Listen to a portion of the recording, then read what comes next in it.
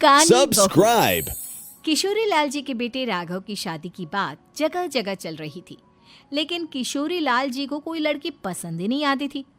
और उसकी एक ही वजह थी, किशोरी लाल जी का लालची होना।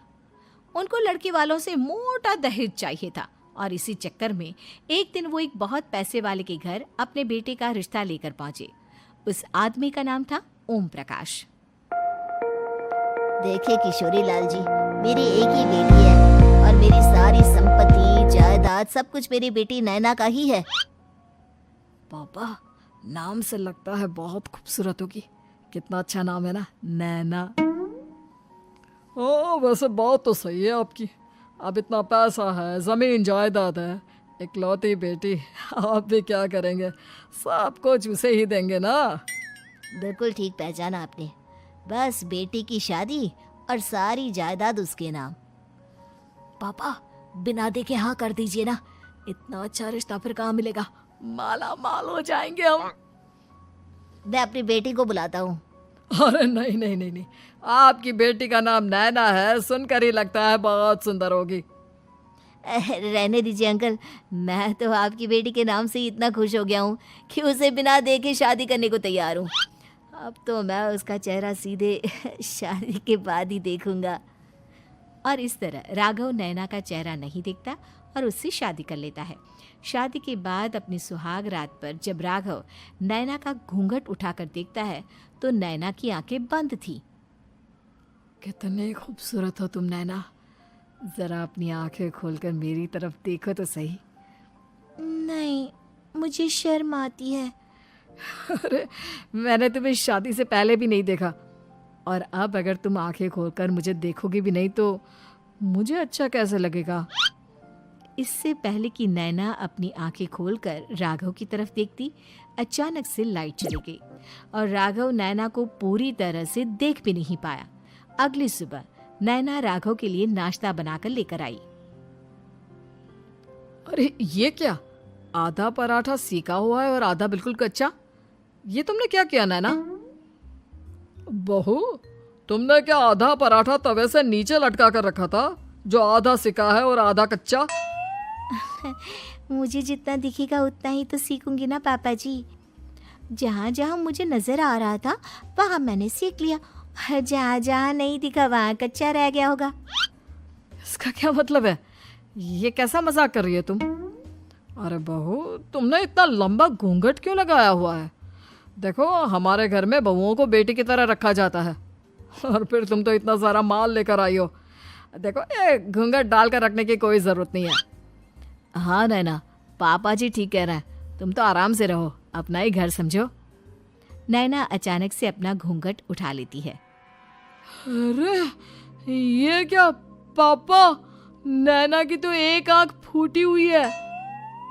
नाम से नैना, लेकिन ये तो कानी बहू निकली। मेरे साथ धोखा हुआ है, धोखा। बिना दिखाए अपनी कहानी लड़की मेरे संग ब्याह दी। मुझे कहानी भी नहीं चाहिए। मुझे अभी ओम प्रकाश जी से बात करनी पड़ेगी।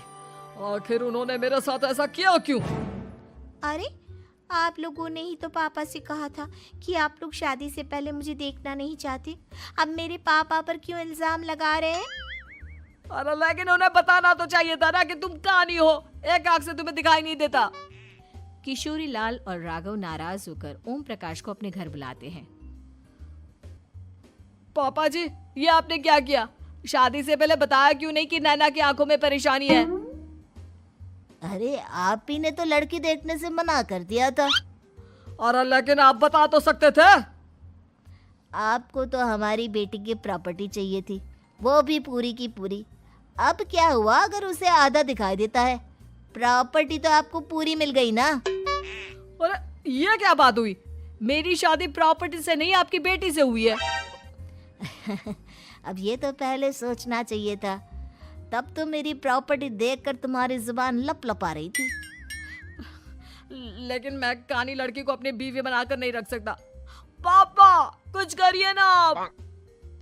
हाँ, करता हूँ। देखिए ओम प्रकाश जी, आप हमारे साथ ऐसा नहीं कर सकते। और तुम देखो, अगर तुमने मेरी बेटी से शादी तोड़ी ना, तो जो भी प्रॉपर्टी मैंने तुम्हें दी है वो तो पूरी की पूरी वापस ले ही लूँगा, और आधी प्रॉपर्टी तुम्हारी भी लूँगा। अरे मेरी आधी प्रॉपर्टी भला क्यों लेंगे आप?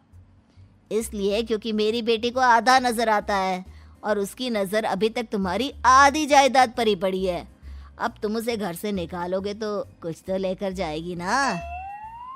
और अगर हम आपकी बेटी को अपने घर की बहू बना कर रखे तो? तो तुम्हारी पूरी प्रॉपर्टी तुम्हारी ही रहेगी, और जो मैंने तुम्हें दिया है ना, उसमें से बस मैं आधा लेकर जाऊंगा। अरे लेकिन अब आप अपनी दी हुई प्रॉपर्टी में से आधी वापस क्यों लेकर जाएंगे?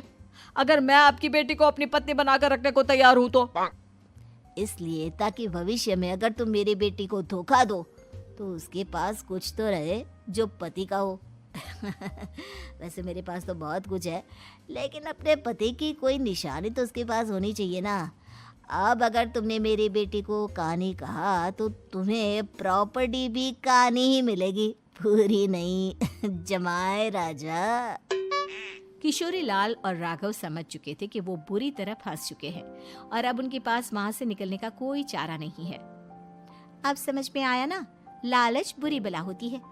एक तो तुम्हें प्रॉपर्टी मिली, ऊपर से बीवी मिली, उसमें तुम्हें नखरे भी दिखाने हैं। आए बड़े, चुपचाप बैठो दोनों। कुछ दिनों के बाद नैना राघव की कार लेकर बाजार घूमने निकलती है और जब कार लेकर वापस आती है, ये क्या? एक तरफ से मेरी गाड़ी पूरी खराब हो चुकी है। लगता है तुमने मेरी गाड़ी को किसी दूसरी गाड़ी के साथ एक्सीडेंट किया है। अरे अरे कितना बड़ा नुकसान कर दिया तुमने बहू। वो क्या है ना पापा जी, मुझे एक आंख से दिखाई नहीं दे रहा था, सामने से गाड़ी आ रही थी। मुझे तो सिर्फ आधा ही दिखाई दिया और वो गाड़ी मेरी कार से रगड़ते हुए निकल गई। अब मैं क्या करूं बताओ? आप इसे ठीक कराने के पैसे कौन देगा? तुम्हारे पापा? तुमने मुझसे इस तरह से बात की? अभी रुको। नैना राघव की शिकायत ओम प्रकाश को कर देती है। देखो राघव, अब जो मेरी आधी प्रॉपर्टी तुम्हारे पास थी ना, उसमें से आधी और मैं लेकर जाऊंगा, क्योंकि तुमने मेरी बेटी को डांटा। अरे नहीं नहीं पापा जी, गलती हो गई, माफ कर दो। गलती की तो कोई गुंजाइश ही नहीं। अगली बार मेरी बेटी को डांटा तो बची हुई आधी में से आधी और ले जाऊंगा। लालच के चक्कर में हम दोनों ने बहुत बड़ी गलती कर दी बेटा। एक तो तुम्हें कानी बहू मिली और ऊपर से जो माल मिला वो भी काना। इस तरह राघव की हर एक गलती पर ओम प्रकाश उसकी प्रॉपर्टी का आधा आधा हिस्सा लेकर अपना सारा माल वापस ले गया और राघव को कानी बीवी से काम चलाना पड़ा। भाई लालच वाकई में बुरी बला है।